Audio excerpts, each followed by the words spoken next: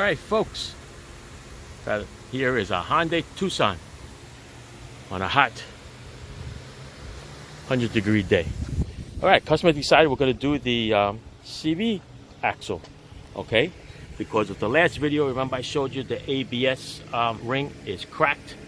There it is right there, alright? And it comes with the whole CV axle. So the one I'm using here is from AutoZone.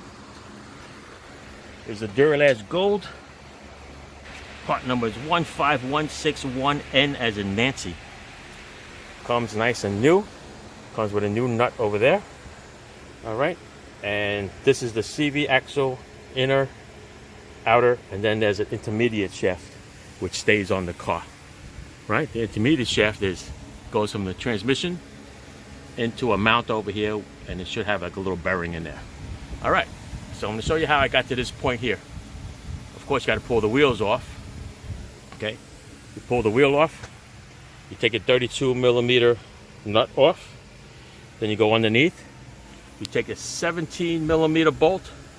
All right, the bolt comes this way with a nut, 17mm. You take the ball joint arm and you pull it down. All right, so you pull it down like that. You take this assembly up out of the way and turn it towards the rear. At least that's the way I did it. You could do it to the front, doesn't really matter. You just want to tilt the whole assembly out like that, okay? Once you tilt it out, of course this nut is not there. I just put it back there for whatever reason. But yeah, this thing would cock in a little turn over here, and you pull out the outer axle from the spindle or the hub bearing, okay? Then you go underneath over here, take a nice long pry bar. Okay, I'm gonna show you right here. Take the long pry bar. What I did was I anchored it against this little bracket over here. Oh, by the way, I took this cover off. Just half of it, I bent it out of the way so I can gain access to over here. And I took my pry bar, leaned it against this metal bracket here, went over here on the other side of the inner CV joint, and I gave it a nice pry. Give it a couple of tries, and it'll pop right out. Just be careful when you pop it back out. I forgot to put this on a bungee cord. I usually put this on a bungee cord when I work by myself. So when I do pop it out, it'll just hang there. But unfortunately, it came out and it hit me in the arm, right there. You can see a little bump coming up. All right, so when I hit it, this thing came flying down, hit me. I'm injured. Okay.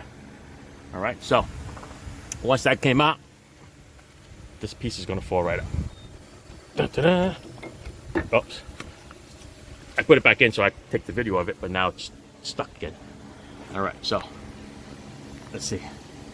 Put this in here. Try it out. Out it comes. Okay, that's how it hit my arm. All right, so the new one, it's going to snap in right there. You see there's a little snap ring right on the ridge over there. Okay, that's what's going to hold it on. All right, so in reverse, you're going to take a new one. You're going to tap it right in there, lock that up there, bend the outer CV joint, and line it up with the spline with the wheel bearing.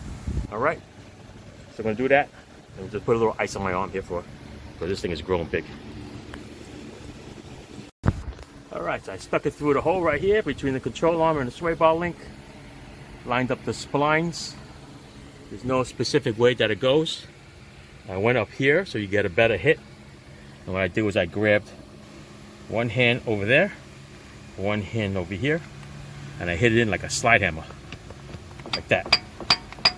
Then it fell right in. Alright, so now I'm going to take this nut off. And we're going to squeeze this CV joint on an angle. Like that. Okay, I'm going to stick it in through this wheel bearing and stick it out through there. This is the new nut that it comes with. Glad it comes with a new nut. Some axles don't, especially the rebuilt ones. By that time, you already beat up the nut from pinching it over. All right, so I'm going to stick it through there. It's going to go through there, and we're going to be good. All right, let's do it. To give myself some more clearance here, I stuck a nice little screwdriver into the lower control arm, wedged it against the sway bar so the arm is lower, so I get a little space. Okay, this is the angle that you're gonna have to to put it on. Okay, I want you to line it up in there. It's pretty much easy peasy sliding in. All right, I'm not going to slide it all the way in because then you're going to pull that joint out. So now I'm going to turn this whole assembly around and hook up the lower board joint and put the bolt in there. All right, let's do it. All right, board joint is almost in. I'm going to tap this with a hammer to get it all the way through. Make sure that this little indent in this board joint shows through this shaft. Otherwise the bolt is not going in. All right, so the main idea is the bolt is going to ride on this shaft and it can't pull out. All right, so yeah, you take your hammer, just lightly tap it.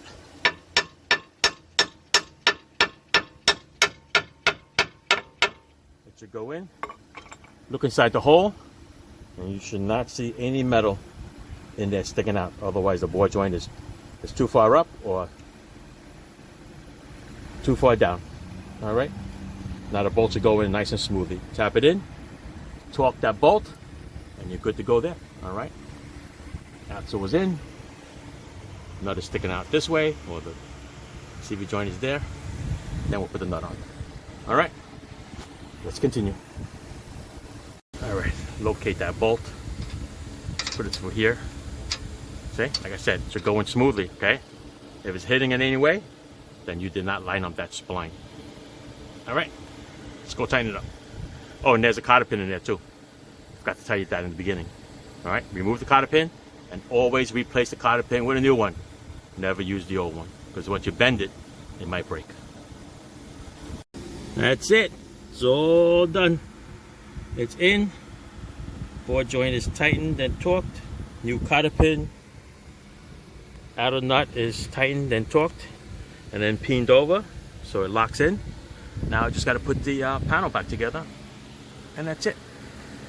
All right, there it is there. That's the intermediate shaft. That's where it goes into. All right, that's just the dust shield. You could bend that over if you want. Otherwise, I usually try to leave it alone, so I'm not going to make it worse.